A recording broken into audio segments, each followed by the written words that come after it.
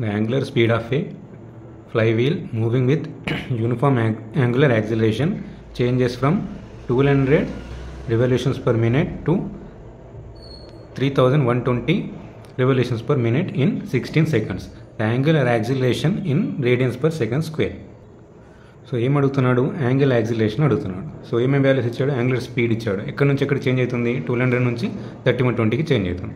So initial ఎంత రాసుకోండి. First initial omega naught అనుకుంటే ఎంత ఇచ్చాడు? 1200 రివాల్యూషన్స్ అన్నాడు కాబట్టి ఒక రివాల్యూషన్ కంప్లీట్ అయ్యాలంటే టోటల్ ఎంత ఉంటుంది? 360 కదా. అంటే ఎంత తీసుకోవాలి మనం? 2π మినిట్ అన్నాడు. సో దీన్ని సెకండ్స్లో కన్వర్ట్ చేసుకోవాలంటే ఏం తీసుకోవాలి? డివైడెడ్ బై 60 తీసుకోవాలి. సో వాల్యూ ఎంత వస్తుంది? దీన్ని క్యాలిక్యులేట్ చేసుకుంటే 40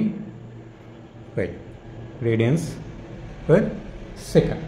In the same way, ఎక్కడికి చేంజ్ అయిందన్నాడు?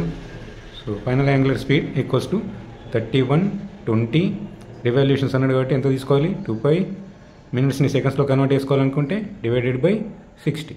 సో దీని వాల్యూ ఎంత వస్తుంది?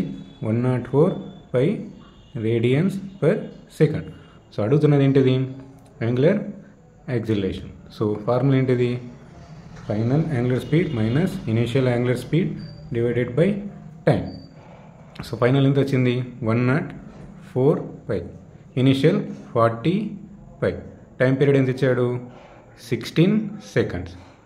సో 104 మైనస్ 40 ఎంత?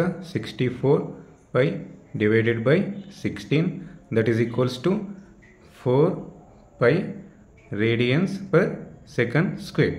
సో బి అనేది రైట్ ఆప్షన్.